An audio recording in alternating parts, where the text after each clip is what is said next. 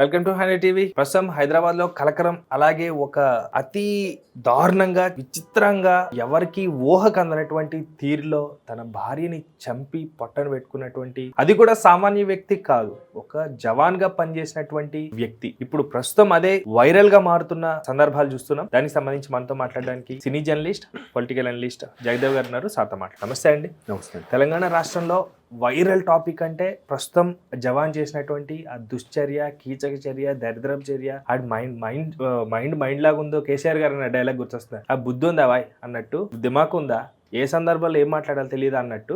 ఏ సందర్భంలో జవాన్ గా పనిచేసిన వ్యక్తి అలాంటి పని చేశాడంటే ఇప్పుడు ప్రతి ఒక్కరు కూడా నిర్ఘాంతపోతున్నారు. సామాన్య మానవుడికి కూడా ఒక లిమిట్ ఉంటది. అది జవాన్ గా పనిచేసి దేశాన్ని కాపాడాల్సిన వాడు అట్లీస్ట్ లాస్ట్ కి భార్యని అంత కిరాతకంగా చంపిన తర్వాత ప్రతి ఒక్కరు విమర్శలు పాలవుతున్నాడు. ఆయన ఇది ఫస్ట్ థింగ్, పెరిగిన వాతావరణం. ఎప్పుడైనా సరే అంటే చాలా మంది నిపుణులు, మానసిక నిపుణులు చెప్పేది ఏంటంటే ఏ వ్యక్తి మీదైనా ప్రభావం అనేది 50-50 ఛాన్సెస్ ఉంటాయి. అంటే ఎట్లా అంటే, ఒకటి హెరిడిటీ, అంటే జన్యుపరమైన లక్షణాలు, వాళ్ళ పూర్వీకులో, తాత తండ్రుల్లో, ఎటువైపోయినా అమ్మ వైపు కానీ నాన్న వైపు కానీ ఎవరైనా వాళ్ళు ఉండే చెడు లక్షణాలు కానీ మంచి లక్షణాలు కానీ రావడం.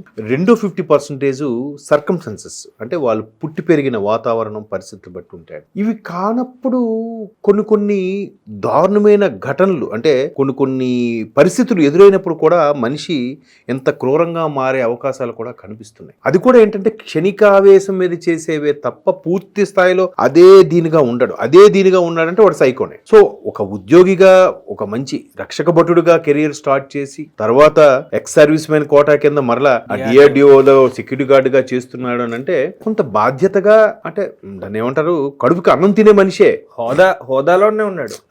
హోదా విషయం పక్కన పెడితే, హోదా ఏముంది సార్, అది డిగ్నిటీ ఆఫ్ లేబర్. కూలీ చేసుకునేవాడు కూడా హోదాగా ఉండొచ్చు. సేవ చేశాడంటే అది ఇక్కడ అర్థమైంది, మీ ఇంటెన్షన్ నాకు అర్థమైంది. కాకపోతే ఇక్కడ హోదా అని కాదు, మనిషి మానసిక పరిస్థితికి, ఆడు నివసించే పరిస్థితికి లేదా ఆడు చేసే ఉద్యోగానికి సంబంధం లేదండి. చాలా మంది మీరు అబ్జర్వ్ చేయండి, కొన్ని మనం చూసాం, రవిబాబు గారి సినిమాయే చూసాం. ఆయన ఒక అనసూయ అనే సినిమా తీశారు అప్పట్లో. అదేంటంటే ఒక ప్రొఫెసర్, అందరితో చాలా చక్కగా మంచి పేరు తెచ్చుకున్న ప్రొఫెసరే తెర వెనక మాత్రం వేరే పనులు చేస్తూ ఉంటాడు. అలాగే చాలా కూడా చూస్తున్నాం కదా మనం. అంతెందుకు, ఫ్యామిలీ మెన్ సిరీస్ చూసారా, పార్ట్ 2. అందులో కూడా ఆ ఫ్యామిలీ మెన్ సిరీస్ లో ఆ అమ్మాయి ఎల్టీటీ తీవ్రవాదిగా ఉండి మరలా జనజీవన శ్రమంలో కలిసిపోయిన తర్వాత ఏదో సాదాసీదాగా పని చేసుకుంటే ఆమె సూపర్వైజరు ఆమె మీద కన్నేసి దానికి లైంగికంగా అరెస్ట్ చేస్తూ ఉంటాడు. అరెస్ట్ చేస్తుంటే వన్ ఫైన్ డే నీ పుట్టుపూర్వతలు నాకు తెలిసిపోయే, నువ్వు నాకు లొంగకపోతే బ్లాక్మెయిల్ చేస్తాడు. బ్లాక్మెయిల్ చేసేసరికి ఇంకేం చేస్తుంది, తప్పక లొంగిపోతుంది. లొంగిపోయిన కాదు, ఆడు ఇంకా ఈ ఇబ్బంది పెడుతున్న నేపథ్యంలో ఇంకా తట్టుకోలేక, పూర్వాశ్రమంలో ఆమెకు ఎల్టీటీ తీవ్రవాది కదా, అవన్నీ ఆ ఛాయలు బయటకు వచ్చి ఆడిని చంపేస్తుంది. చంపేస్తే అరే క్షణికావేశంలో చేశాను కదా, ఇంకా చంపింది ఏం చేయాలి? వాడిని కూడా మీరు ఇప్పుడు ఏదైతే మన మీర్పూర్ జవాన్ చేసిన ఘటన ఏదైతే ఉందో, సేమ్ అట్లాగే ముక్కలుగా నరికేసి ఒక్కొక్క దగ్గర ఒక్కొక్క కెనాల్లో, కాలువలో, ఆ పారే నీటిలో విసిరేస్తుంది. ఆ శవం ఉన్నప్పుడు కుళ్ళిపోకుండా ఉండడం కోసం, దానికి స్మెల్ రాకుండా ఉండడం కోసం కొన్ని రకాల కెమికల్స్ యూజ్ చేస్తుంది అనమాట.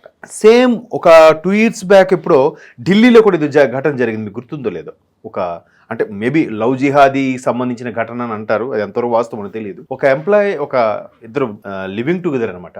చాలా బాగుంది, ఇద్దరు బాగా ఎంజాయ్ చేశారు. వన్ ఫైన్ డే ఆ అమ్మాయి కనబట్టలేదు. ఎందుకు కనబట్టలేదు అని తెలియదు. తీరా చూస్తే ఆ అమ్మాయిని చంపేసి ఇలాగే ముక్కలుగా కొట్టేసి ఫ్రిడ్జ్ లో దాచాడంట, స్మెల్ రాకుండా ఉండడం కోసం. రోజుకొక పాట్ ని తీసుకెళ్లి ఎక్కడొక బొగ్గు ట్రైన్ లో పడేయడం అట్లా చేశాడు. బట్ పార్సిల్స్ ఏదో డిఎన్ఏ టెస్టుల ద్వారా మొత్తానికి ట్రేస్ అవుట్ చేసి. అలాగే ఇక్కడ కూడా అసలు ఎంత విచిత్రమైన ఆలోచన అంటే ఆ జవాన్ది, అంటే ఆయన సర్వీసులో ఉన్నప్పుడు చూసిన ఘటనలో లేదా ఆయన సర్వీసులో ఎదుర్కొన్న కేసుల నిమిత్తమో ఎందుకంత వెక్స్ అయిపోయాడో తెలియదు కానీ, కట్టుకున్న భార్యనే ఎంత దారుణంగా కడదేర్చడమే కాకుండా చంపి ముక్కలుగా కట్ చేసి, నేను పొద్దున్నే చూశాను న్యూస్, షాక్ అయ్యాను నిజంగా. దాన్ని మళ్ళీ మాంసం ముద్దలుగా బొక్కలు, అదే ఎముకల్ని మాంసం వేరు చేసి బొక్కలన్నీ మళ్ళీ ఎండబెట్టి, మనిషి బొక్కలు చూడండి, అసలు మాంసాన్ని తీసి కుక్కర్లో పెట్టి ఉడకబెట్టి ఆ బొక్కలన్నీ ఎండబెట్టి పొడి చేసి గ్రైండ్ చేసి చేసి అసలు ఏంటి అసలు అంత పరాకాష్ఠకి ఎందుకు వెళ్ళిపోయాడా అని అనిపిస్తుంది. అంటే మానసిక వికలాంగులు వీళ్ళంతా ఎక్కడో ఏదో తేడా జరిగింది. ఆ తేడా జరగడం ఎవరికి చెప్పుకోలేక ఇలాంటి వాళ్ళు మ్యాక్సిమం నేను అబ్జర్వ్ చేసేది ఏంటంటే వాళ్ళకి షేర్ చేసుకోవడానికి ఎవరు సరైన ఫ్రెండ్స్ కానీ రిలేషన్స్ లో కానీ ఎవరు లేకపోవడం, వాళ్ళకి కొన్ని భయంకరమైన పరిస్థితులు ఎదురవడం, వాళ్ళంత దారుణంగా తయారవుతారు. ఇట్లాంటి పరిస్థితులు తయారైనప్పుడు ఆ మనిషి పూర్తి స్థాయిలో ఒక సూపర్ పవర్ గానే ఎదుగుతాడు, లేదంటే అత్యంత హీన స్థితికైనా జారిపోతాడు. మీరు అబ్జర్వ్ చేయండి, సోకాల్డ్ బిజినెస్ ఎంటర్ప్రెనర్స్, సోకాల్డ్ సైంటిస్టులుగా పేరు తెచ్చుకున్న వాళ్ళు, గొప్ప గొప్ప మేధావులు ఎప్పుడు కూడా చిన్నప్పుడు వాళ్ళ బాల్యంలో భయంకరమైన పరిస్థితులు ఎదుర్కొన్న వాళ్ళే. సో అటువంటి వాళ్ళు అలా నిష్ణాతులుగా అయిన వాళ్ళు ఉన్నారు. ఆ భయంకర పరిస్థితుల నుంచి తిండికి లేక నేర చరిత్ర వైపు డైవర్ట్ అయ్యే ఉన్న వాళ్ళు కూడా ఉన్నారు. అందుకని నేను 50% హెరిడిటీ అయితే రిమైనింగ్ 50% సర్కమ్స్టాన్సెస్. అంత అక్కడ ఉన్న పరిస్థితులు వాళ్ళు క్రూరంగా బిహేవ్ చేయడంలో కూడా వీళ్ళు మారిపోయి ఉండొచ్చు. కాకపోతే కొంతమంది ఎక్స్ప్రెస్ చేయరు, కొంతమంది ఇంట్రావర్ట్లు అలా మౌనంగా ఉన్నట్టు ఉంటారు. కానీ అందుకే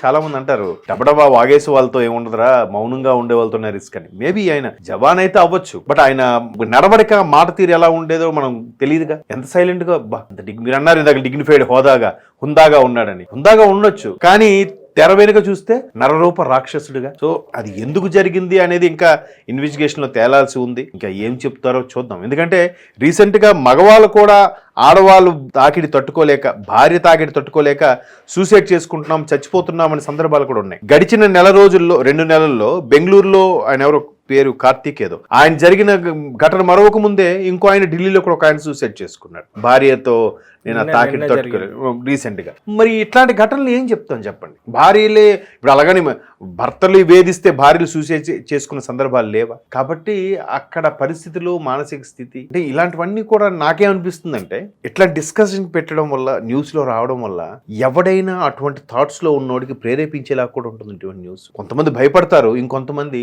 అక్కడ మరి మనం కూడా ఎలాగ ప్లాన్ చేయాలరా, జాగ్రత్త పడతారని ఉద్దేశంతో మనం చేస్తాం. అదే మనం మంచి జరగాలని చేస్తాం. ఇప్పుడు చాలా మంది ఏమంటారంటే ఈ సినిమాలు చూసి నేర్చుకుంటున్నారా, కానీ ఇంకొంతమంది ఏమంటారు ఎక్కడో జరిగిన సన్నివేశాన్ని డైరెక్టర్ అది మైండ్ లో పెట్టుకొని దానికి ఒక స్క్రిప్ట్ లైన్ లాగా రాసుకొని దాన్ని డెవలప్ చేస్తాడు ఆయన. అది పేపర్లో ఆర్టికల్లో, లేదంటే ఆయన ఎక్కడైనా ట్రావెల్ చేసినప్పుడు చూసిందో, లేదా ఆయన ఫ్రెండ్స్కో, మిత్రులకో, చుట్టాలకో ఎక్కడో జరిగిన ఘటనో విని దాన్ని స్టోరీగా రాసుకుంటాడు. ఇక్కడ ఎవరిది కరెక్ట్, గుడ్డు ముందా పిల్ల ముందా అంటే మనం చెప్పలేం. అక్కడ సినిమాలు చూసి నేర్చుకుంటున్నాను అలా, లేదా జరిగింది చూసే సినిమాలు తీస్తున్నారని చెప్పాలా కదా. బట్ మీరు అన్నట్టు మన ఉద్దేశం ఏంటంటే ఇంత దారుణంగా జరుగుతుంది అవేర్నెస్ క్రియేట్ చేయడం కోసమో, లేదా జాగ్రత్తగా ఉండండి అని చెప్పడానికి కోసమో చేసేది. బట్ దీన్ని కూడా మిస్యూజ్ చేసి మిస్బిహేవ్ చేసే వాళ్ళు కూడా ఉన్నారు. వాళ్ళకు మాత్రం మనం ఇలాంటి వీడియోస్ చేయడం వల్ల ఇబ్బంది అవుతుందేమో అని నా అభిప్రాయం. ఇది just my feeling only. Thank you sir, thank you so much. Thank you viewers, bye.